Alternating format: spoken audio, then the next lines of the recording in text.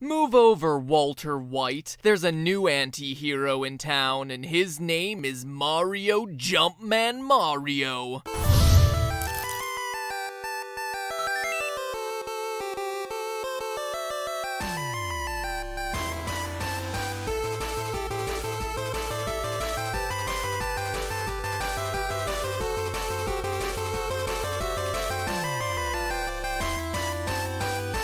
Hello, Internet. Welcome to Game Theory, where we put the O in Super Mario.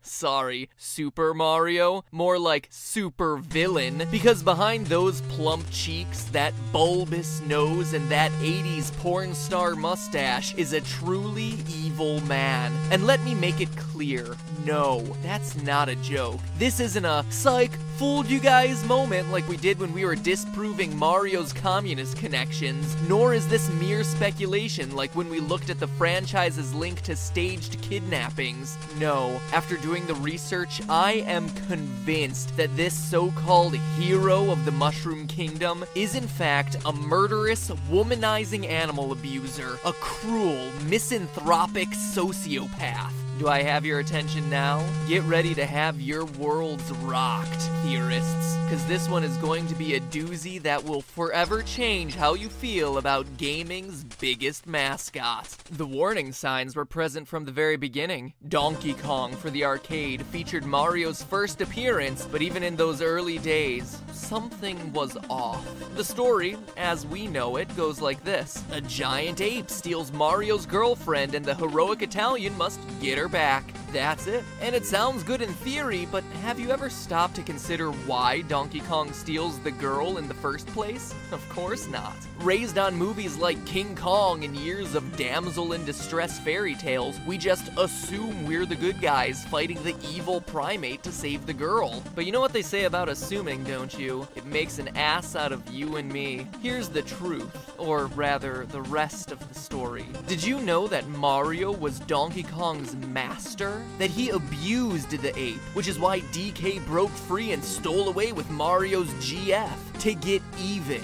Yeah, that's a factoid you don't hear Nintendo trumpeting about their red-clad cash cow. Now, you would be 100% correct in asking me, well, where does it say that Mario is DK's master? The arcade game didn't come with a story, and ports to Atari and ColecoVision give a vague Mario must save the girl plot. Other sources, like Crack.com or Wikipedia, cite the book Geektionary, which I checked out. But here at GT, we try not to rest until we have primary sources. So I dug a little deeper and found this. I give you Donkey Kong Circus from the Game & Watch Gallery, the prequel to the original Donkey Kong, where we see Jumpman's side business, where he just so happens to be running a circus show, and the star attraction, Donkey Kong. DK juggling pineapples and avoiding fireballs, all while balancing atop a barrel. Made to look like a fool, forced to burn his hands, scolded and laughed at when missing a pineapple. Clearly not the proper way for a great ape to be treated. A master willfully putting his pet into uncomfortable situations, physically injuring them with fire, laughing at and humiliating them. Mario's lucky that the Tanuki suit is the only thing that got PETA's attention.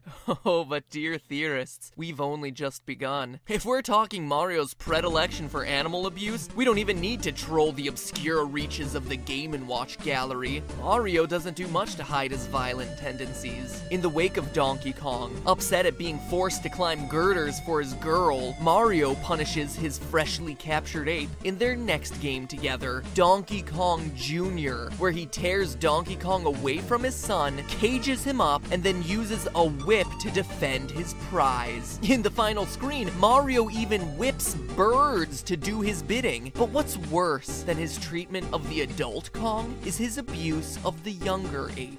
Think about what we're seeing here. Mario is forcing a baby monkey to cheat death in order to rescue his father. Just look at the utter distress and fear on that poor ape's young face. In the third screen, he uses a lever to actively try to electrocute DK Jr. Let me reiterate that point. Mario, this icon of gaming, paragon of heroism, tries to electrocute a baby baby monkey for rescuing his father. A father who is put in danger and humiliated in a circus show run by a red-wearing carpenter who wields a whip.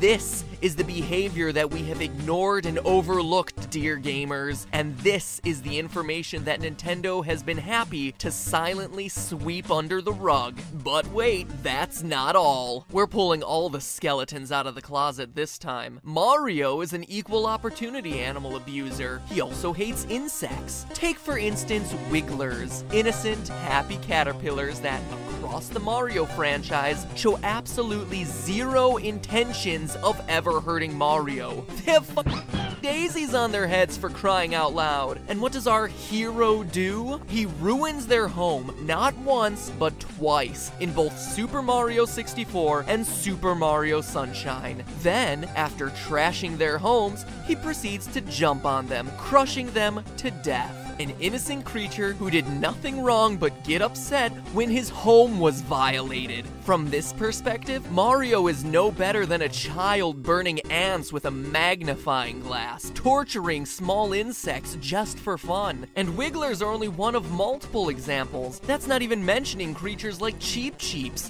fish who are just swimming around peacefully, not even attacking Mario, who get targeted, burned alive by Mario's fiery vengeance. But let's cut the guy some slack. Wigglers and the rest are quote-unquote enemies in the game because, you know, Mario's supposedly the hero and stuff.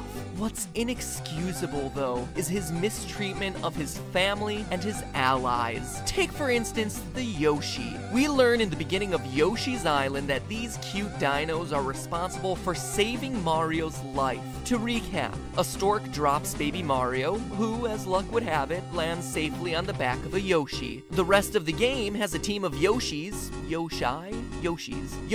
risking their lives to reunite the baby with his kidnapped brother, then delivering the two back to their parents. A cute story, right? Heartwarming. Gets you right there. Well, fast forward to adult Mario, hopping once more atop his trusted and loyal friend to save the day and... wait, he just punched him. Look again. Mario punches the Yoshis to get them to extend their tongue. You can even see the Yoshi flinch before it happens. He is physically beating this animal to get it to do what he wants it to do. And let's not forget that Mario will drop a Yoshi into a pit without hesitation, just to get a couple extra inches out of his jump. A pit that, time and time again, has clearly been shown to result in death.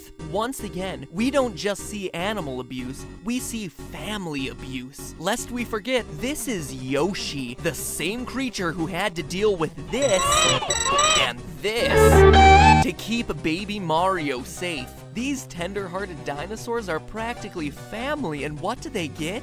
A punch and a pit. Disposable like tissues. If only they had fed that obnoxious baby to a piranha plant, the Mushroom Kingdom would be a happier and safer place. Speaking of abusing family, though, this next one, in my opinion, is Mario's worst sin, his treatment of Luigi. Now, stop for a minute and look at this guy. He's an adorable coward, an awkward wannabe hero who thinks the world of his brother. Look at the way he reacts at the end of Luigi's mansion when he sees his brother is safe. Even though it's told mostly through gestures and goofy sounds, his joy is moving. Without doubt, Luigi is one of the sweetest, most genuine characters in gaming. In Paper Mario, you can read his secret diary, which goes on and on for pages about how much he admires Mario, how much he wishes he could go on these adventures, how he's asked over and over to be included on the next big quest. And what we read is that Mario has crushed those dreams, crushed them like the thousands of Goombas he's crushed under his fat Italian weight, denying his brother any chance of fulfilling his dreams, of living a happy life. But it gets worse than sheer neglect. Look at the ending of New Super Mario Bros. Wii. Luigi flies in, offers Mario and Peach room in his balloon, and then they just fly off without him. They don't acknowledge his existence, they don't thank him, they don't invite him to fly with them, they just flat out ignore him. He is less than the Koopa remnant on the bottom of Mario's shoes. Luigi doesn't get any thanks at the end of Mario is Missing either. After Luigi's completed this quest, Mario just strolls out and stands there.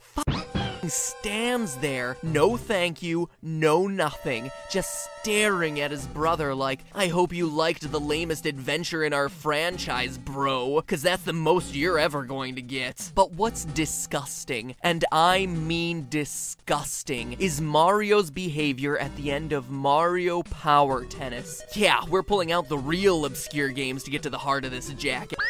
Does it sound like I'm fired up? Yeah, cause I'm fired up. I am angry that I have been deceived by this sleazeball plumber for decades. That I have called him a hero, that I have been his fanboy. Here's why. In Mario Power Tennis, if Luigi wins, this is what happens. He celebrates. For once, this perpetual player 2, this second fiddle gets his chance in the spotlight. People are cheering for him. A stadium full of people are celebrating Luigi. He's holding a trophy, and what does Mario do? The brother who Luigi would love the approval of more than anything else, what does he do? Walks up to him, applauding, laughing, slaps him on the back, and then grinds his shoe into his brother's foot, stands there, and grinds it in.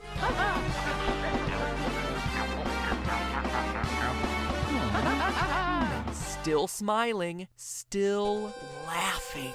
He's so unfeeling, so bereft of love or affection for anything or anyone, even his own brother. He's unwilling to let Luigi have even this smallest of victory in a game that no one cares about. And look at Luigi. His moment of glory is ruined. A brother he thought would be proud of him in this moment of victory instead trashes upon it. It flies completely against everything Luigi has ever associated with his brother, and the look on his face proves it. He's confused, he's bewildered, and we should be too. We've been lied to, and if nothing else I've talked about today shows Mario's disturbing, cruel nature, this moment, this willingness to smile in your face while doing something completely awful and selfish shows how evil he is. And you know what? There's more. Lots more. Besides torturing monkeys, besides destroying the homes of animals, beyond beating and killing dinosaurs, and beyond being a cruel, heartless brother, Mario's sins continue. So join me next week.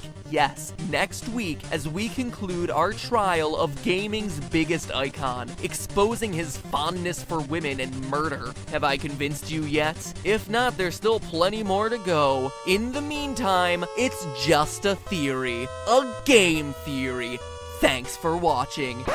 Seriously though, have I convinced you? Well, click on one to vote. And before you do, make sure you subscribe so that you don't miss next week's thrilling conclusion. And last time, Charmander won by 3% over Squirtle. Bulbasaur, sadly, didn't have a chance.